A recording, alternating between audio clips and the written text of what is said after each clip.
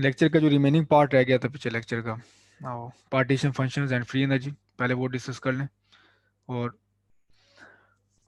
For an isolated system, ये chapter number 3 की हम बात करें, 2 की, कि आपके पास आइसोलेटेड अगर सिस्टम है, फिक्स एनर्जी है उसकी, तो वो आपके पास जो फंडामेंटल, मोस्ट फंडामेंटल जो स्टैटिस्टिकल क्वांटिटी थी, वो है उसकी मल्टीप्लिसिटी। आप क्या करते थे कि उसकी जो पॉसिबल एनर्जी स्टेट्स हैं वो आप गिन लेते थे, वो हमारे देता था ये मल्टीप्लिसिटी। ये कॉरस्पॉन्डिंग एनर्जी के लिए हमारे पास कितनी number of micro states available हैं। इसके इसके इक्विवेलेंट जो हमारे पास अब बोल्ट्जमैन स्टैटिस्टिक्स में वो थर्मल ये क्वांटिटी है, स्टैटिस्टिकल क्वांटिटी है, वो हमारे पास है जेड, जिसे पार्टीशन फंक्शन कहते हैं। इस केस में हमारे पास पहले सिस्टम क्या होता था, आइसोलेटेड सिस्टम था फिक्स एनर्जी के साथ। अब हमारे पास सिस्टम होता है equilibrium with reservoir at temperature T. तो अगर आपके पास सिस्टम मौजूद है जो कि थर्मली इंटरेक्ट कर रहा है इन्वायरमेंट के साथ, और थर्मल इक्विलिब्रियम है टेम्परेचर टी, तो हमारे पास जो फंडामेंटल यहाँ पे क्वांटिटी है वो है पार्टीशन फंक्शन। जिस तरह हम सिग्मा का ओमेगा का लॉग लेते थे, मल्टीप्लिसिटी का अगर हम लॉग लें तो हमें मिलती थी इंट्रॉपी, और वो हमारे पास फंक्शन था हमेशा आपके पास इंक्रीजिंग। ठीक है, आपके पास वो इंट्रॉपी है यूनिवर्स की, वो हमेशा इंक्रीज होती है, तो ये हमें लॉग ऑफ मल्टीप्लिसिटी देता था। इस केस में अब हम देखना चाहेंगे कि क्या z का अगर आप लॉग लें तो हमारे पास क्या आता है, और z का भी जो अगर आप लॉग लें तो हमें जो क्वांटिटी मिलनी चाहिए वो भी टेंस टू इंक्रीज होनी चाहिए।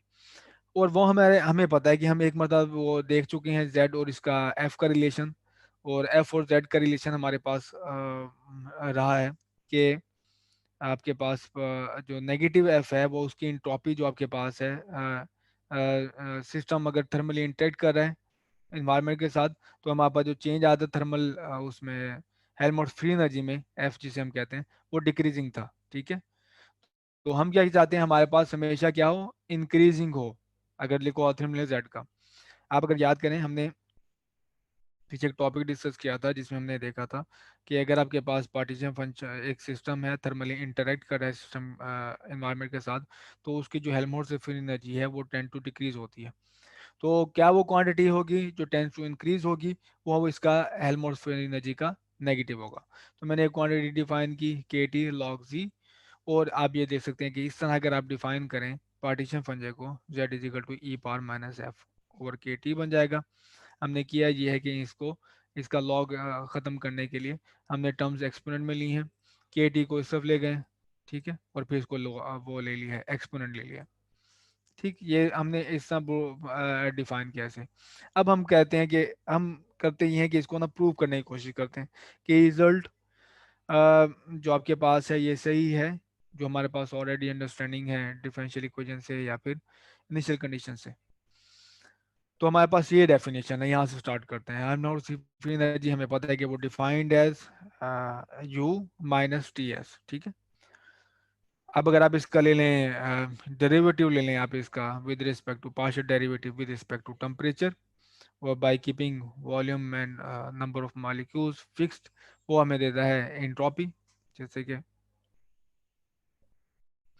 अगर आप इसका डेरिवेटिव लें ये पार्शियल एफ का, तो आपके पास आएगा पार्शियल टी, और वो एस है आपके पास, नेगेटिव एस है, इसका आप डेरिवेटिव लें सिंपली। ठीक है, इसका डेरिवेटिव लें तो आपके पास ये रिजल्ट आएगा।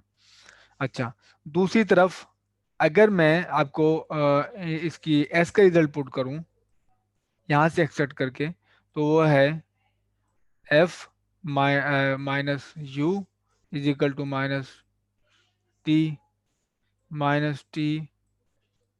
एस, और आपके पास नेगेटिव बन जाएगा F minus U divide by T, तो ये इज इक्वल टू होगा माइनस एस के। तो ये वैल्यू मैंने यहाँ से लिखी है। अब मजीद अब हमें प्रूव करने के लिए क्या चाहिए, जो हम ऑलरेडी देख रहे हैं हमें वैसा रिजल्ट बनाना है, वो हमें need to show that minus K T log C obeys some differential equation. तो हमारे हमें ये चाहिए होगा कि ये जो के रिजल्ट है माइनस के टी लॉग, जिसको हमने डिफाइन किया in terms of Helmholtz free energy, हम बताना होगा कि ये डिफरेंशियल इक्वेशंस को ओबे करता है। देखें ये डिफरेंशियल इक्वेशन कहाँ से हमने निकाली है, ये डिफरेंशियल इक्वेशन हमने यहाँ से निकाली है, ठीक है, जो ओरिजिनल हेल्महोल्ट्ज फ्री एनर्जी की डेफिनेशन है। और हमने एक क्वांटिटी अब डिफाइन की है, लेट किया है कि मैं इसको सिर्फ नाम दे रहा हूँ और कुछ भी नहीं कर रहा, मैं इसको नाम दे रहा हूँ, और minus K T log Z, ताकि हमें डिस्कस करने में आसानी हो।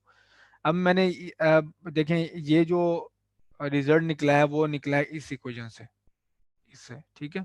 अब मैंने प्रूव करना है कि ये जो हमारे पास ये रिजल्ट है वो ये सेम डिफरेंशियल इक्वेशन सॉल्व करता है नहीं करता।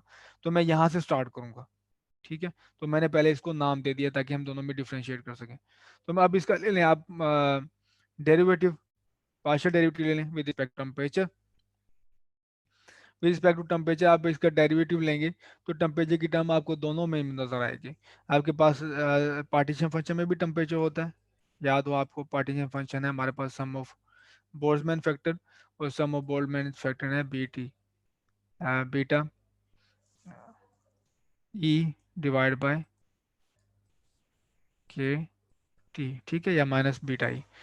तो इसमें भी टेम्परेचर मौजूद है, यहाँ पे अप्लाई होगा प्रोडक्ट रूल, तो ये प्रोडक्ट रूल हमने यहाँ पे शो किया हुआ है, ठीक।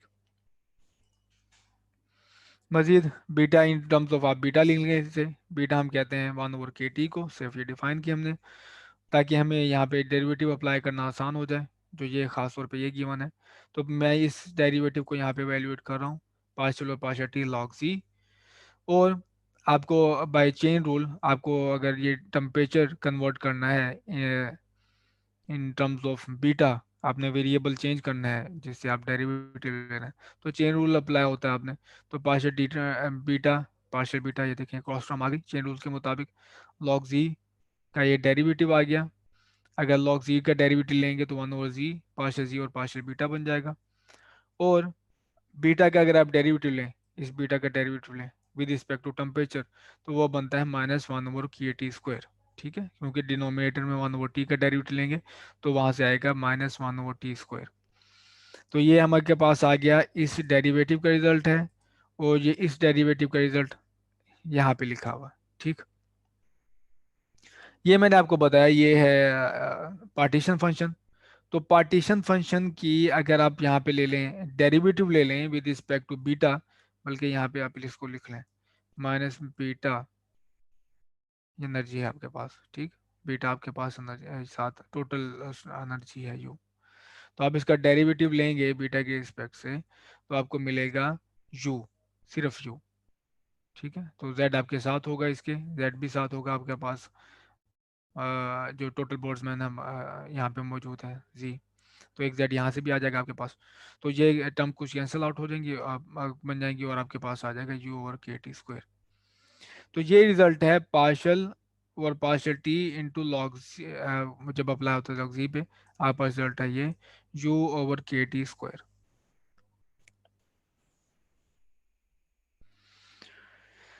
दोबारा इस रिजल्ट को बैक प्लग करें, ये हमने रिजल्ट कहाँ से लिया था, यहाँ से, ठीक है।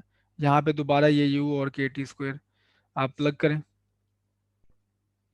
तो यहाँ पे मैंने वैल्यू यहाँ पे प्लग की, और आप ये देखें एग्जैक्टली ये जो रिजल्ट बना है, ये टी टी से कैंसिल हो जाएगा, के से कैंसिल हो जाएगा, और माइनस लॉग जी जो हमने डिफाइन किया था according to our definition, F tilde equal was equals to is equals to minus K T log G, ठीक है। तो माइनस के लॉग जी की वैल्यू क्या होगी हमारे पास, F tilde divide by T, तो F tilde divide by T आ गया, और यू डिवाइड बाय टी यहाँ से आ गया। तो ये देखें आप, आपको ये बिल्कुल वही exactly same differential equation hold कर रहा है एफ, जो कि आपने ये इस डेफिनेशन से यूज किया था।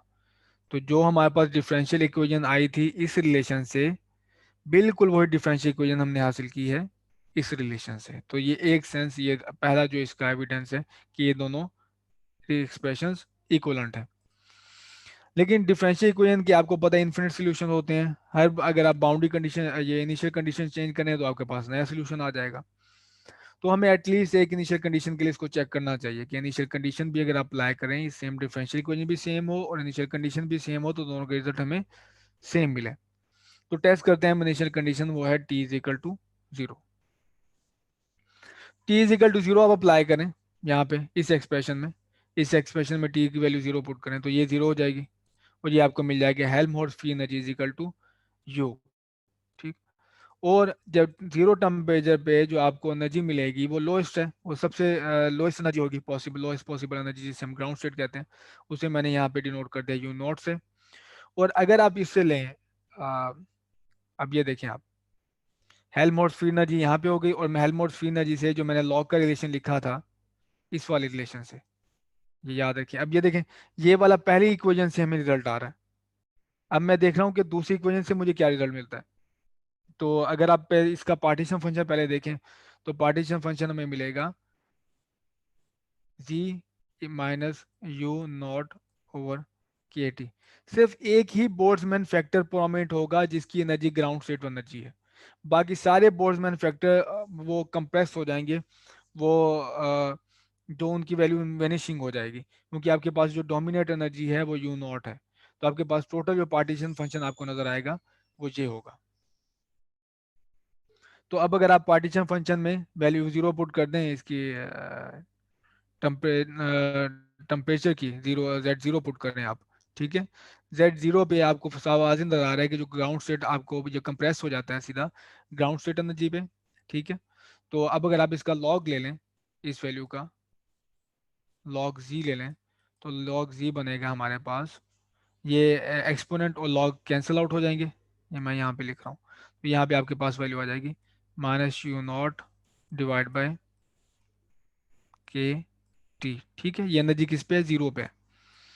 अच्छा, साथ हमारे पास क्या है हेल्महोल्ट्ज फ्री एनर्जी के लिए, माइनस के टी मौजूद है, तो माइनस के टी यहाँ पे भी अप्लाई होगा, मल्टीप्लाई होगा, तो माइनस के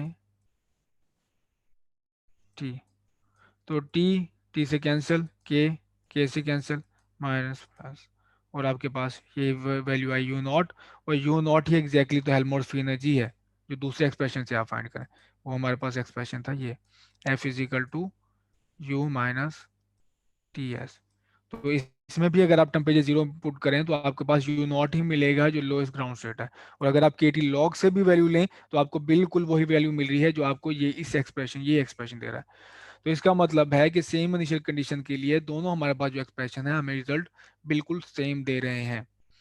तो डिफरेंशियल इक्वेशन भी सेम करते होल्ड करते हैं, और आपके पास इनिशियल कंडीशन भी अगर दोनों की सेम है तो आपके पास रिजल्ट सेम है। तो इस वजह से हम ये क्लेम कर सकते हैं कि F tilde is equal to F के हेल्महोल्ट्ज फ्री एनर्जी को आप इस तरह लिख सकते हैं माइनस के टी लॉग सी।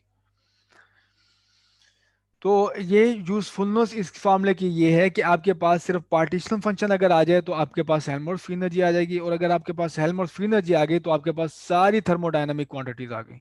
ये आपको याद होगा कि मैंने इनिशियली क्लेम किया था ये कि आपके पास इसकी पावरफुल एक वो इस टेक जो बोल्ट्जमैन स्टैटिक्स है उसकी पावर ये है कि आपके पास सिर्फ पार्टीशन फंक्शन आ जाए, आप हर चीज़ कैलकुलेट कर सकते हैं, उसका प्रेशर कैलकुलेट कर सकते हैं, आप उसकी मैग्नेटाइजेशन कैलकुलेट कर सकेंगे, आप केमिकल पोटेंशियल कैलकुलेट करें, आप जो मर्जी कैलकुलेट करें थर्मोडायनामिक। तो जैसे कि एक है हेल्महोल्ट्ज फ्री एनर्जी का आप पार्शियल डेरिवेटिव ले लें, ये आपके पास एंट्रोपी आ जाएगी। आप ये पार्शियल डेरिवेटिव ले लें with respect to volume, keeping temperature and number of molecule same, you will have pressure. और इसी तरह अगर आप केमिकल पोटेंशियल फाइंड करें तो आपको हेल्महोल्ट्ज फ्री एनर्जी ये भी अलाउ करेगी। तो ये पूरी एक्सरसाइज का हमारे पास मकसद ये था कि हमने एक प्रपोज किया एक रिलेशन हेल्महोल्ट्ज फ्री एनर्जी का पार्टीशन फंक्शन के साथ, और फिर हमने देखा जो हमारे पास एग्जिस्टिंग जो हेल्महोल्ट्ज फ्री एनर्जी का रिलेशन है वो दोनों इक्विवेलेंट है या नहीं है। तो हमने देखा कि डिफरेंशियल इक्वेशन दोनों सेम होल्ड करते हैं, और इनिशियल कंडीशन अगर आपके पास सेम हो तो दोनों के रिजल्ट्स सेम आते हैं।